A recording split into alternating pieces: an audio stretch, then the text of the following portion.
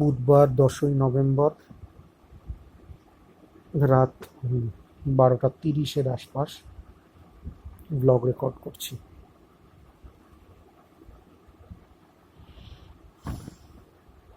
আর 9 দিন বাদে আমাদের জর্জ কলেজ খুলে যাবে এবং আমাকে গুটি গুটি পায়ে কলেজ অভিমুখে যেতে হবে এবং আমার ডিগ্রিটা শেষ করতে হবে। ডিগ্রি শেষ করে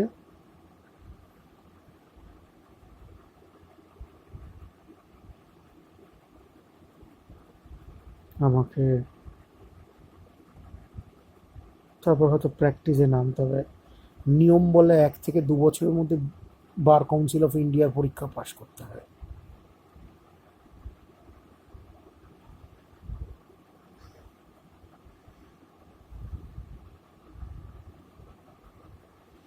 অনেক কিছুই নিয়মে বলে, এত নিয়ম বাড়া ওদের ফুটোয় বুঝে রেখে কি নাচবো? নিয়ম আছে নিয়ম ভাঙার জন্য।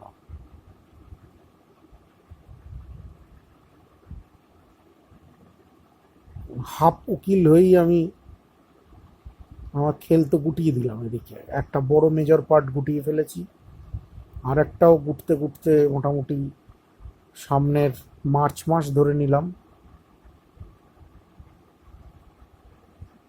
জানুয়ারির মধ্যেই আভাস পেয়ে যাব যে খেলা কোন দিকে যাচ্ছে। যদি বেশি বেগড়বাঁই দেখি তাহলে অন্যরকম ঘুরিয়ে দিতে হবে।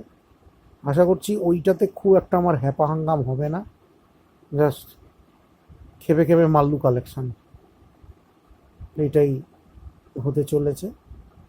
আর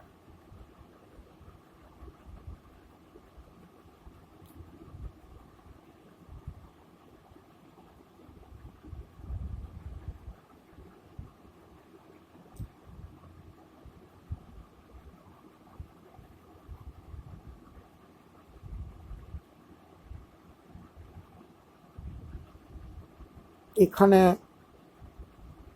48 টাকা হয়ে গেছে, ঢুকে গেছে আমার ব্যালেন্স।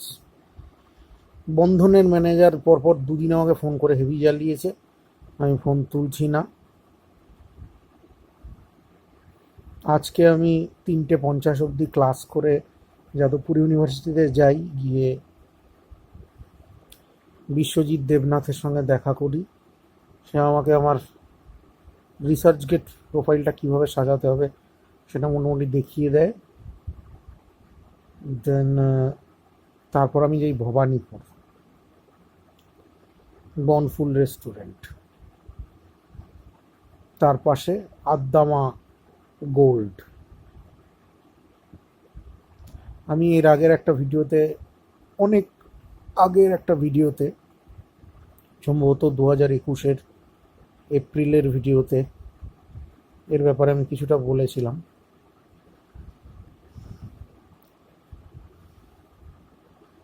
এই সার্ভিসটা আমাকে একটুখানি হেল্প করেছে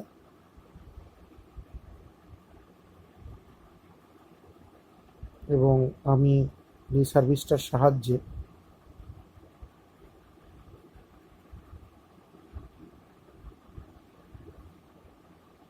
আমার কাছে থাকা কিছু সিলভার, প্রায় 110 গ্রামের কাছাকাছি, যার মধ্যে 30% বাদ যাবে, তাহলে হবে 70 গ্রামের কাছাকাছি। তার মধ্যে ভেজাল ছিল, ময়লা ছিল, গাদ ছিল, সেসব বাদ দিয়ে আমি মোটামুটি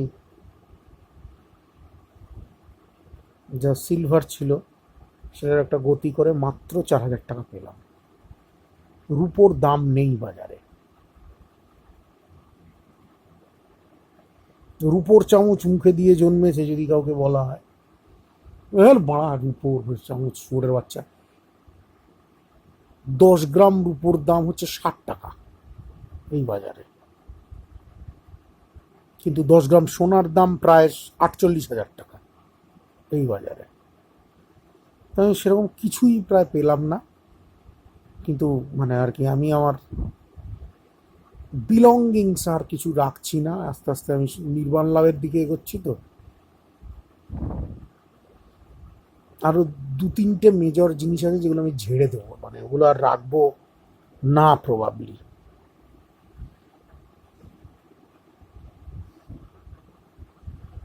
যে 48 টাকা এসছে, 48 টাকা থেকে 2 টাকা চলে যাবে জামাইকে, ফের জামাইয়ের কাছে, তার মানে আমার কাছে থাকবে 46 টাকা, আর আমার 4 টাকা মিলিয়ে হচ্ছে 50 টাকা।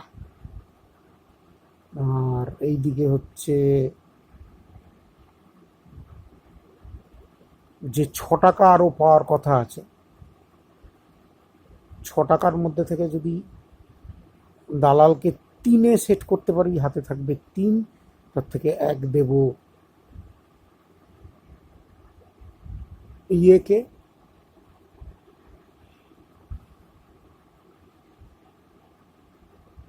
বসাকদাকে, 2 রাখবো নিজের, তাহলে হবে 52। এবার কি, যা 52 তাহা 53, বেশি আগে থেকে তো লাফিয়ে লাভ নেই। এই 52 টাকাই হচ্ছে আমার মূলধন। এই 52 টাকা দিয়ে আমাকে আমার জার্নি শুরু করতে হবে। আমি এক্ষেত্রে একটু লাকি বলা যেতে পারে, আমি বহু লোককে জানি এর থেকেও কমে নিজের জার্নি শুরু করেছে।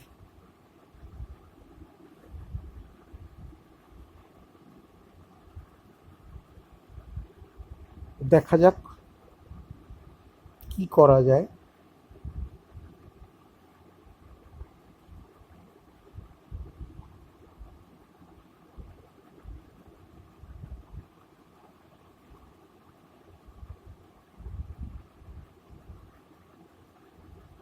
লাইফ বড় অদ্ভুত, অদ্ভুত তো না, অদ্ভুতুরে। শাহরুখ খানের ছেলের বেলায় কোটি কোটি, আমাদের বেলায় ভিটে মাটি।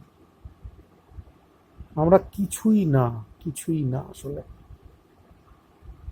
আমাদের অ্যাজামশান, শুধুমাত্র অ্যাজামশান, আমাদের সব কিছুই গাল গল্প।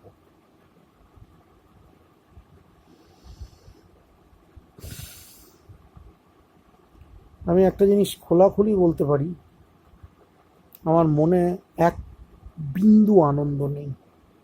আমি কোনোভাবে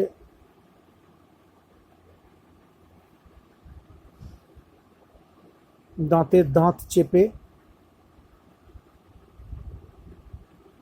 এখানে পড়ে আছি, ছেঁড়া কাঁথায় শুয়ে আছি। ছেঁড়া কাঁথায় লাখ টাকার স্বপ্ন।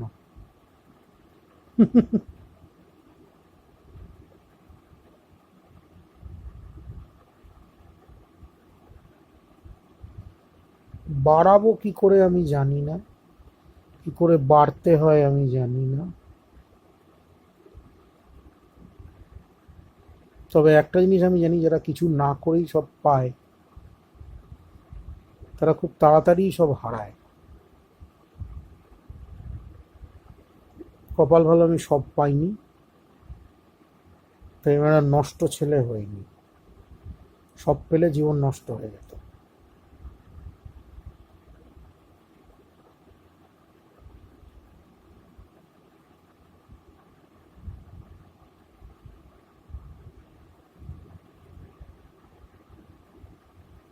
মানস ঘোষ স্যারের সঙ্গে ফোনে কথা হলো। আমি সম্ভবত মানস ঘোষ স্যারের সঙ্গে সামনের বুধবার নাগাদ দেখা করব। সামনের বুধবার কি বার পড়ছে দেখতে হবে। একটা ছোট্ট খবর এসছে, সেটা হচ্ছে 29 তারিখ রেজিস্ট্রেশনের ডেট ঠিক হয়েছে। তার একদিন আগে আমাকে, আমি 7 টাকা দিয়েছিলাম ওখানে, ওরা চেয়েছে 45 টাকা, অর্থাৎ বাকি টাকা দিয়ে দিতে হবে। পুরোপুরি মুখের কথায় দিয়ে দিচ্ছি, ফ্রড হয়ে যাওয়ার, ঠকে যাওয়ার বিরাট চান্স আছে।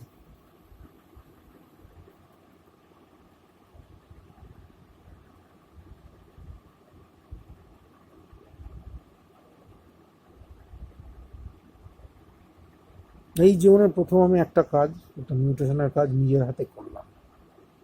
মানে পুরোপুরি নিজের হাতে নয়, বাট করালাম আর কি।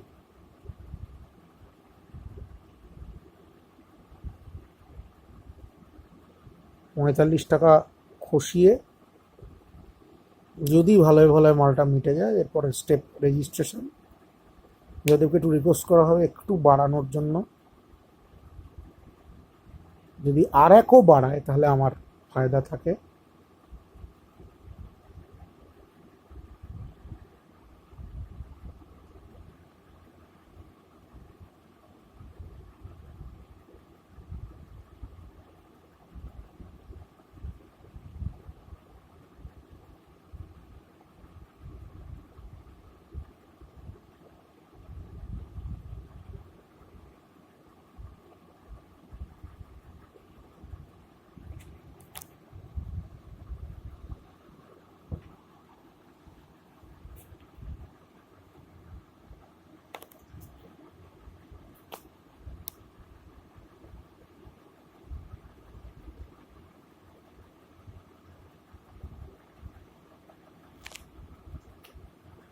ওকে, সাধারণত ফিনান্সের গল্প আমার করতে ভালো লাগে না, কিন্তু জীবনের একটা অংশ বিদ্যা বিদ্যা বিদ্যা বিদ্যা বিদ্যা বিদ্যা বিদ্যা বিদ্যা করে কাটিয়েছি তো। ভালো ভালো জিনিসের কথা শুনেছি, পড়েছি, বলেছি, চর্চা করেছি। সবাই ভালো ভালো কথা বলে এখানে। 40 বছরের কাছাকাছি বয়সে এসে অর্থের কি গুরুত্ব বুঝতে শিখছি। অর্ডারটা এইভাবে এই দেশে আসে এবং এটা সত্য। ধর্ম, এখানে আমি ধর্মের জায়গায় ধরলাম বিদ্যা, দ্বিতীয় হচ্ছে অর্থ, ধর্মের পরের স্তরে এলো অর্থ। এদিক থেকে ওদিক থেকে মেরে কেটে কুড়িয়ে কাঁচিয়ে যেভাবে হোক। তারপর কাম, অর্থাৎ কামনা, তারপরে মোক্ষ। কামের পরেই আসে মোক্ষ অর্থাৎ ধ্বংস। এই হচ্ছে অর্ডার, ধর্মশাস্ত্রের ব্যাখ্যা, বাট ইট ইজ ট্রু। আর এগুলোকে যতটা রাবারের মতো যে এক্সটেন্ড করতে পারে বা কোনো কোনোটাকে বর্জন করে যেতে পারে বা কোনো কোনো স্টেপকে কেউ যদি অমিট করে যেতে পারে, তাহলে হ্যাঁ মানতে হবে তার সে পরিপূর্ণ সাধক বা সে সাধক। কোনো একটা ফলকে, কর্মফলকেও সে ঘুরিয়ে দিতে পারে।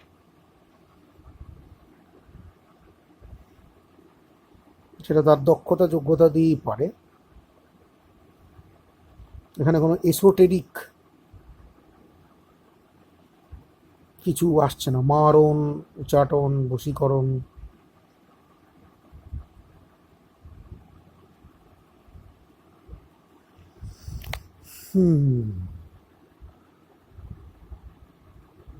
নিজেকে রক্ষা করো। তনুত্র, দেহকে যাহার দ্বারা ত্রাণ করা হয় তাই তন্ত্র। পুষ্টিতন্ত্র, শ্বসনতন্ত্র, জননতন্ত্র, অর্থাৎ system. I have to make a system. Without a system, I cannot sustain. আমি এখন টু মাচ এক্সপোজড হয়ে আছি। শুধু বাকতাল্লার দ্বারা সিস্টেম হয় না, আবার পয়েন্টলেস সমষ্টি দিয়েও সিস্টেম হয় না।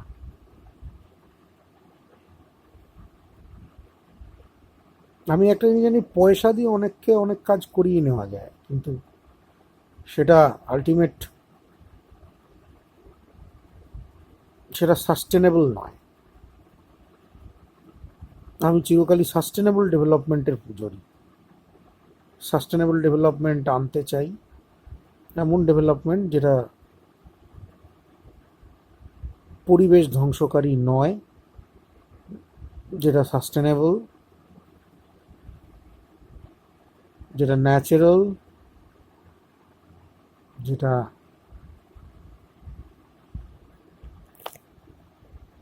এমন একটা সমাজ যেটা ভেরি মাচ ওপেন, কট্টর নয়।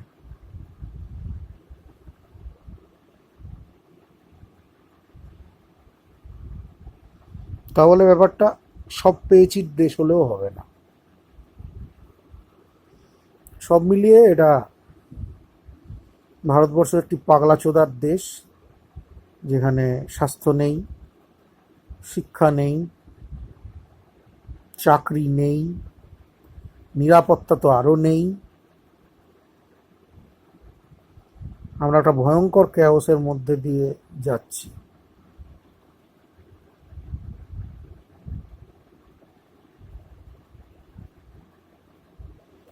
যখন একটা নেইয়ের জায়গা খুলে যায়, তখন সেখান থেকে আরও নেইগুলো খুলতে শুরু করে দেয়। মানুষ টোটাল নেগেটিভ একটা জায়গায় চলে যায়।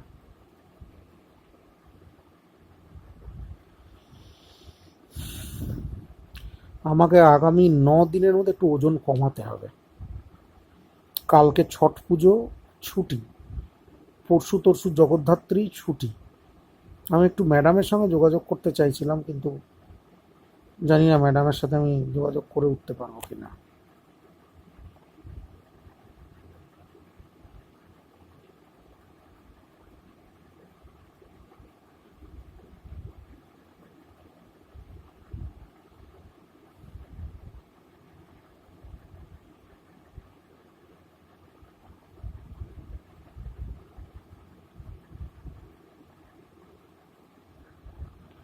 সবসময় মারের রিসিভিং এন্ডেই থাকতে হবে, এর তো কোনো মানে নেই।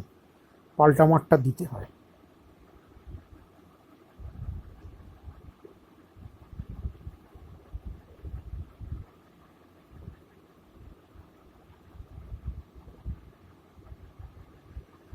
ভগবান যেন রাস্তা খুলে দেয়।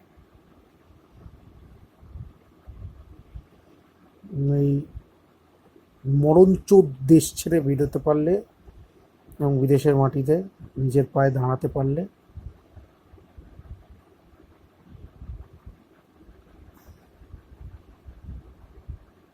নিজেকে ধন্য বলে মনে করব।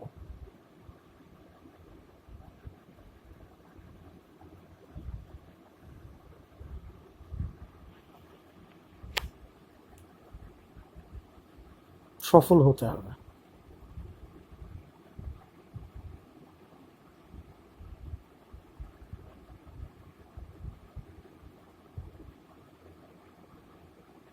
আর্থিকভাবে সফল হতে হবে, পাওয়ারের দিক থেকে সফল হতে হবে।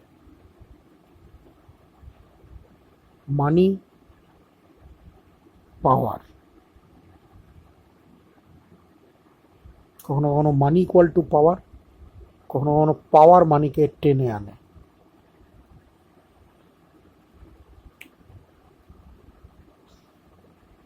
I need both power and money. তার জন্য যা করতে হবে তাই করতে হবে।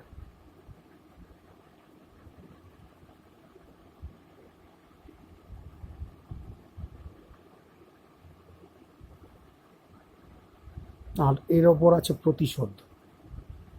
কিছু লোকের ওপর চরম প্রতিশোধ নিতে হবে। ক্ষমা ফমা ওসব বাজে কথা। আমাকে কেউ ক্ষমা করছে না, আমাকে কেউ রেয়াত করছে না। পাগলাচোদা রাহুল সেনগুপ্ত শঙ্করদার কাছে গিয়ে কাঁদুনি গিয়ে এসেছে আমার নামে। ওই চোখে চোট লাগার পোস্টটা উড়িয়ে দিয়েছে ফেসবুক থেকে। আমিও পাগলাচোদা সেনগুপ্তকে আমার প্রোফাইল থেকে, ফ্রেন্ড লিস্ট থেকে হটিয়ে দিয়েছি। ওর কোচবি নিয়ে থাক, হলাহলি করুক, গলাগলি করুক, 10টা বাচ্চা পয়দা করতে পারলে করুক, বা ধ্বজভঙ্গুর হয়ে বসে থাকতে পারলে বসে থাকুক। আমাকে বেরোতে হবে জাস্ট। টক্সিক এই দেশ ছেড়ে বেরোতে হবে। এখানে কারোর সাথে সোজা মুখে কথা বললেই যদি লেগে যায়, তাহলে আর কিছু থাকে না।